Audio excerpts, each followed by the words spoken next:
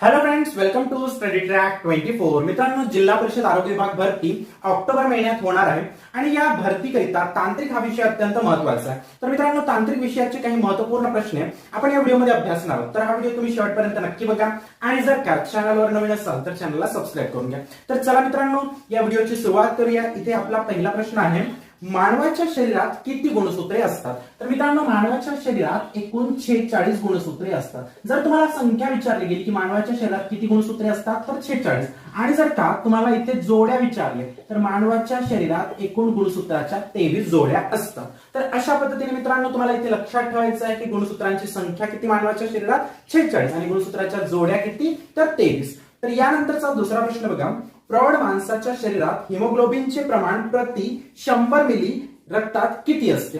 तर मित्रांनो बघा, प्रौढ माणसाच्या शरीरात प्रति 100 मिलीमध्ये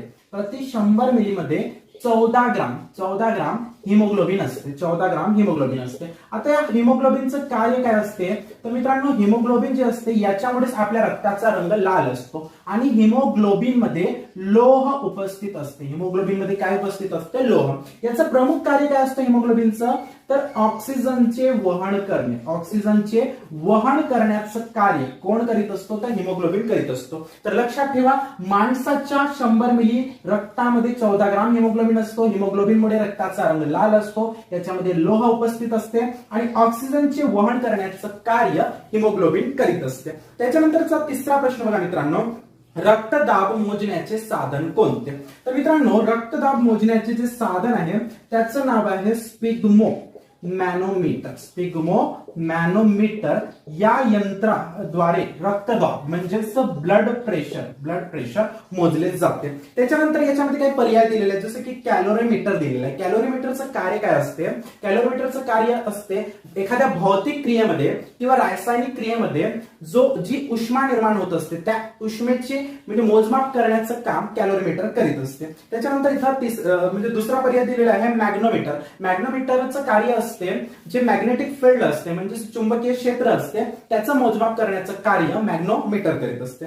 त्याच्यानंतरचा आता चौथा प्रश्न बघा, चौथ्या प्रश्नामध्ये काय म्हटलेलं आहे, अनुवांशिकता कोणत्या गुणसूत्राद्वारे सूचित होते? तर मित्रांनो, अनुवांशिकता जे असते ते डीएनए या गुणसूत्राद्वारे सूचित होत असते। आणि मित्रांनो, डीएनए म्हणजेच काय असते? डीएनए म्हणजेच deoxyribose nucleic acid. DNA चा फुल फॉर्म काय आहे? Deoxyribose nucleic acid. आणि दुसरा आहे इथं आरएनए। आरएनए सुद्धा आपल्याला फुल फॉर्म विचारला जाऊ शकतो, तर याचं फुल फॉर्म आहे रायबो न्यूक्लिक ऍसिड। याचं फुल फॉर्म काय आहे? Ribo nucleic acid. तर अशा पद्धतीने इथे तुम्हाला डीएनए आणि आरएनए या दोन्हीचं फुल फॉर्म माहित असायला पाहिजे, कारण की ते परीक्षांमध्ये वारंवार विचारले जात असते। आणि आपल्याला हे सुद्धा लक्षात ठेवायचं आहे की अनुवांशिकता जे असते ते कोणत्या गुणसूत्राद्वारे सूचित होत असते? तर डीएनए नावाच्या गुणसूत्राद्वारे अनुवांशिकता सूचित केली जात असते। त्याच्यानंतर बघा मित्रांनो, त्याच्यानंतरचा प्रश्न आहे पाचवा प्रश्न, निर्दोष डोळ्यात प्रतिमा कोठे तयार होते? तर मित्रांनो, निर्दोष डोळ्यात प्रतिमा जी असते ना ती दृष्टीपटलापुढे तयार होत असते। कुठे तयार होत असते ती? दृष्टीपटलापुढे जी इमेज आहे किंवा जो प्रतिमा आहे ते तयार होत असते। कुठे तयार होत असते? डोळ्यामध्ये दृष्टीपटलापुढे। दृष्टीपटलालाच इंग्लिशमध्ये रेटिना असे म्हणतात। दृष्टीपटलाला इंग्लिशमध्ये काय म्हटलं जातं? तर रेटिना म्हटलं जाते। आता मित्रांनो, यानंतरचा 6वा प्रश्न बघा। 6व्या प्रश्नामध्ये म्हटलेलं आहे, पचन क्रियेत स्टार्चचे रूपांतरण या पदार्थात होते। तर मित्रांनो, पचन क्रियेमध्ये जो स्टार्च असतो त्याचं रूपांतरण कशामध्ये होत असते? त्याचं रूपांतरण ग्लुकोज मध्ये होत असते। आणि असे होत असताना त्यांना 2 विकारांची मदत होत असते। पहिलं विकार असते अमायलेज। पहिलं विकार कोणतं असते? तर अमायलेज। आणि दुसरं विकार असते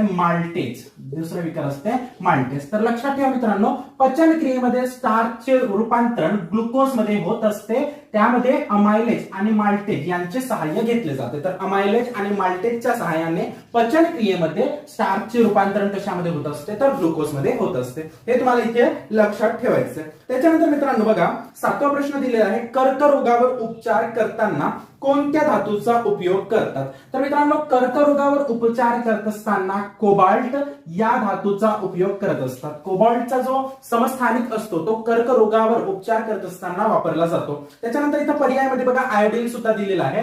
तर आयोडीनचा जो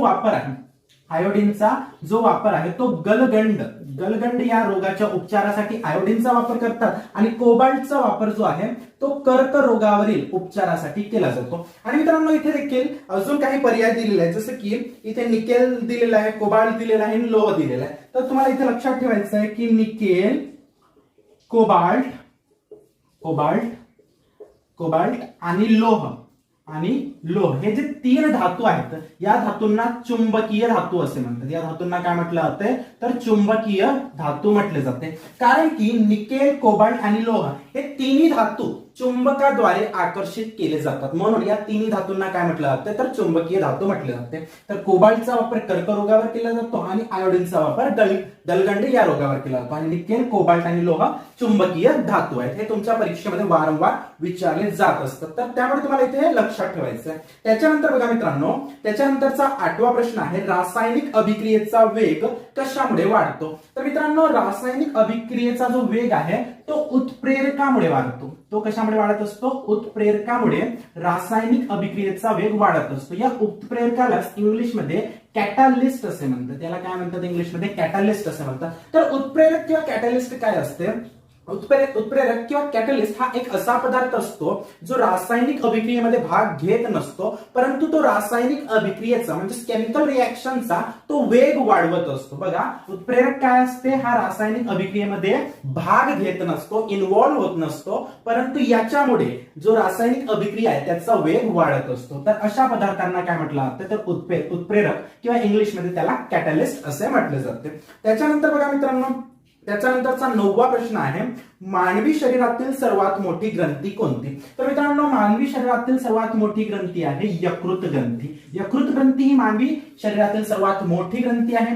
ही पित्तरस स्त्रवणारी ग्रंथी असते. ही कोणती ग्रंथी असते, तर पित्तरस यांचं स्त्रवण करणारी ग्रंथी असते. आता बघा मित्रांनो कधी कधी आपल्याला प्रश्न विचारला जातो की कावीळ किंवा सिरोसिस नावाचा जो रोग आहे, कावीळ आणि सिरोसिस हे 2 वेगवेगळे रोग आहेत. तर हे कोणत्या अवयवाशी संबंधित असलेले रोग आहे, तर कावीळ आणि सिरोसिस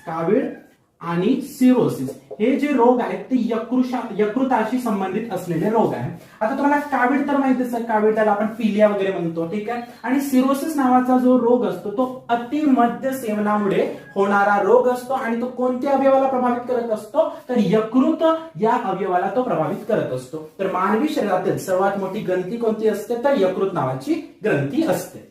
आता मित्रांनो यानंतरचा 10वा प्रश्न बघा. 10व्या प्रश्नामध्ये काय म्हटलेलं आहे, नेत्रभिंग जेव्हा अपारदर्शक होते तेव्हा निर्माण होणारा दोष कोणता. तर मित्रांनो नेत्रभिंग जेव्हा अपारदर्शक होत असते तेव्हा निर्माण होणारा जो रोग आहे त्या रोगाला काय म्हटलं जाते, तर त्या रोगाला मोतीबिंदू म्हटलं जातं. तर मोतीबिंदू या रोगामध्ये काय होत असते, नेत्रभिंग जो असतो, नेत्रभिंग हा काय होत असतो, अपारदर्शक बनत असतो. नेत्रभिंग जेव्हा अपारदर्शक बनत असतो त्यावेळी होणारा रोग आहे मोतीबिंदू. त्याच्यानंतर इथे बघा पहिल्या पर्यायामध्ये दिलेला आहे काचबिंदू.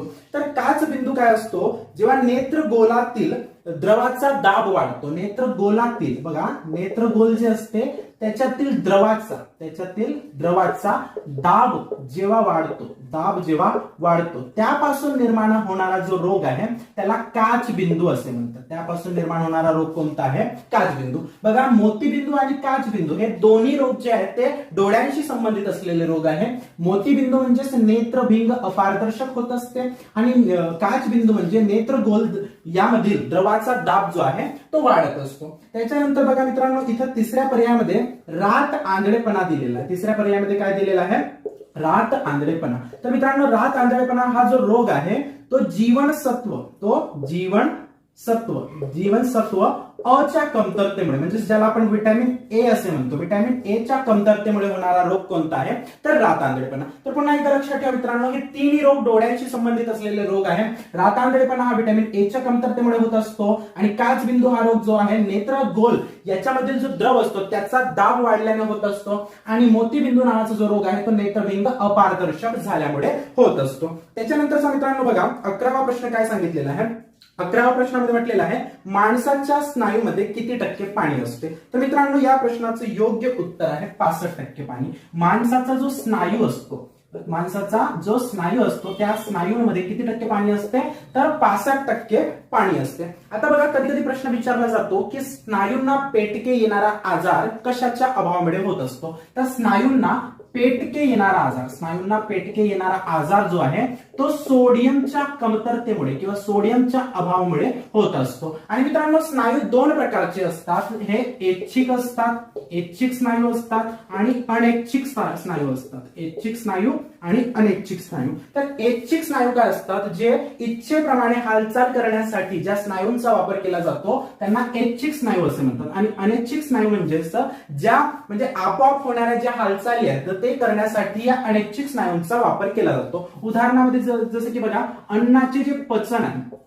अन्नाचे जे पचन आहे ते अनैच्छिक म्हणजे अनैच्छिक हालचाल आहे, ते आपोआप होणारी हालचाल आहे, आणि याच्यासाठी अनैच्छिक स्नायूंचा वापर केला जातो. किंवा आपल्याला हा हात हलवायचा असेल तर आपण आपल्या इच्छेने हात हलवू शकतो, तर याच्यासाठी ज्या स्नायूंचा वापर केला जातो त्यांना आपण काय म्हणत असतो ऐच्छिक स्नायू. आणि आपोआप होणारी जी हालचाल आहे ती कोणत्या स्नायूंद्वारे केली जाते अनैच्छिक स्नायूंद्वारे. याच्यानंतर बघा मित्रांनो याच्यानंतरचा 12वा प्रश्न आहे नर मनुष्याची लिंग गुणसूत्रे कोणते. म्हणजे नर मनुष्य म्हणजे जो पुरुष असतो त्याच्यामध्ये कोणती लिंग गुणसूत्रे असते. तर पुरुषामध्ये XY ही लिंग गुणसूत्रे असते, आणि स्त्रीमध्ये XX ही गुणसूत्रे असते. तर लक्षात ठेवा मित्रांनो पुरुषामध्ये कोणते गुणसूत्रे असते XY, आणि स्त्रीमध्ये XX ही गुणसूत्रे असतात. आता यानंतरचा 13वा प्रश्न बघा. 13व्या प्रश्नामध्ये काय म्हटलेलं आहे शरीराचा तोल सांभाळण्याचे कार्य खालीलपैकी कोणाकडून केले जाते. तर मित्रांनो शरीराचा तोल सांभाळण्याचे कार्य लहान मेंदूद्वारे केले जात असते. लहान मेंदू जो असतो तो काय करत असतो शरीराचा तोल सांभाळण्याचा कार्य करीत असतो. शरीराचा तोल सांभाळण्याचा कार्य कोण करीत असतो तर लहान मेंदू करीत असतो. या लहान मेंदूला सेरेबेलम, या लहान मेंदूला काय म्हटलं असतं सेरेबेलम म्हटलं जातं इंग्लिशमध्ये सेरेबेलम. सेरेबेलम म्हणजे काय लहान मेंदू. त्याच्यानंतर मित्रांनो जो मोठा मेंदू असतो त्याला सेरेब्रम असे म्हणतात. त्याला काय म्हणतात सेरेब्रम असे म्हणतात. तर हा जो मोठा मेंदू असतो या मोठ्या मेंदूचं कार्य काय असते सर्व ऐच्छिक स्नायूंवर नियंत्रण ठेवण्याचं कार्य, सर्व ऐच्छिक स्नायूंवर नियंत्रण ठेवण्याचं कार्य जो आहे तो कोण करत असतो मोठा मेंदू करत असतो. आणि शरीराचा तोल सांभाळण्याचं कार्य कोण करीत असतो तर लहान मेंदू करीत असतो. त्याच्यानंतर बघा मित्रांनो त्याच्यानंतरचा प्रश्न आहे 14वा प्रश्न मानवी आरोग्यासाठी उपयोगात आणल्या जाणाऱ्या पाण्यामध्ये फ्लोराईडचे जास्तीत जास्त प्रमाण किती असावे लागते. तर मित्रांनो बघा जे मानवी आरोग्यासाठी आपण जो पाणी वापरत असतो त्याच्यामध्ये फ्लोराईडचे जे प्रमाण आहे ते 2 ppm, ते किती असायला पाहिजे 2 ppm असायला पाहिजे. कशाचे प्रमाण तर फ्लोराईडचे प्रमाण. कशाचे प्रमाण फ्लोराईडचे प्रमाण. जे मानवी आरोग्यासाठी आवश्यक असलेला जो पाणी आहे त्याच्यामध्ये फ्लोराईडचे प्रमाण किती असायला पाहिजे तर 2 ppm असायला पाहिजे. त्याच्यानंतरचा बघा मित्रांनो 15वा प्रश्न. 15व्या प्रश्नामध्ये काय म्हटलेलं आहे शरीरातील कोणत्या अवयवामध्ये चरबी जमा होते. तर आपल्या शरीरातील यकृत नावाचा जो अवयव आहे त्याच्यामध्ये फॅट म्हणजे चरबी जमा होत असते. आणि या आधीच्या एका प्रश्नामध्ये तुम्हाला सांगितलेलं आहे की यकृत जी असते ती सर्वात मोठी ग्रंथी असते आणि ही पित्तरस स्त्रवणारी ग्रंथी असते. या यकृताशी संबंधित असलेले रोग कोणकोणते आहेत तर कावीळ आहे, सिरोसिस आहे आणि त्याच पद्धतीने हेपॅटायटिस नावाचा जो रोग आहे तो सुद्धा यकृताशी संबंधित असलेला रोग. तर मित्रांनो अशा पद्धतीने या व्हिडिओमध्ये आपण महत्वपूर्ण अशा 15 तांत्रिक प्रश्नांचा अभ्यास केलेला आहे. तर मित्रांनो हा व्हिडिओ तुम्हाला आवडल्यास व्हिडिओला लाईक शेअर आणि कमेंट करा. तसेच चॅनलला सबस्क्राईब करायला विसरू नका. धन्यवाद.